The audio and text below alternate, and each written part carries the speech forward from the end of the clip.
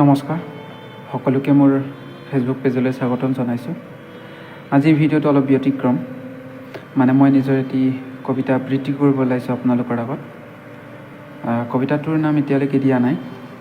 আপোনালোকে ভিডিঅ'টো চাই কবিতাটো সম্পূৰ্ণকৈ শুনি এটা সুন্দৰ শিৰোনাম দিব বুলি আশা কৰিছোঁ। কবিতাটো আমাৰ সকলোৰে শ্ৰদ্ধাৰ মৰমৰ জুবিন দাক সন্মান জনাই ৰচনা কৰিছোঁ। আশা কৰোঁ সকলোৱে সম্পূৰ্ণকৈ চাব।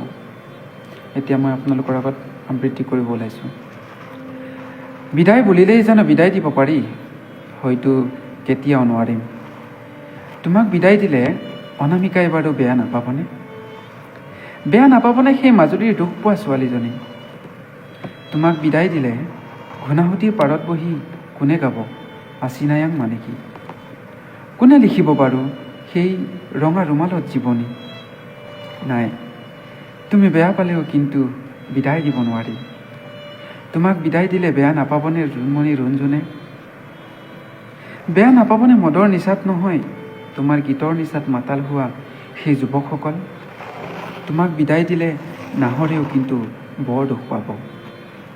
সুৰ ভাল পোৱা বাঁহীটিও বেসুৰা শুনিব।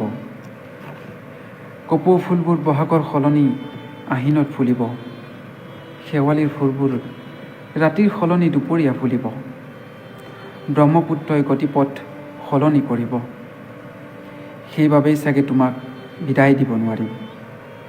কাঞ্চনজংঘাৰ পৰা আদি কৰি প্ৰশান্ত মহাসাগৰেও যদি আহি কয়, তথাপিও তোমাক কিন্তু বিদায় দিব নোৱাৰিম। তোমাক বিদায় দিলে ৰৈ ৰৈ বিনাব তোমাক ভাল পোৱা মানুহসকল। তোমাৰ মৰম বুজি পোৱা প্ৰকৃতি, চৰাই চিৰিকটি, জীৱ জন্তু, পৰ্বত পাহাৰ, গছলতা ইত্যাদি ইত্যাদি। কি আকাশ কি পাতাল, নিস্তব্ধ হৈ ৰ'ব এই পৃথিৱী।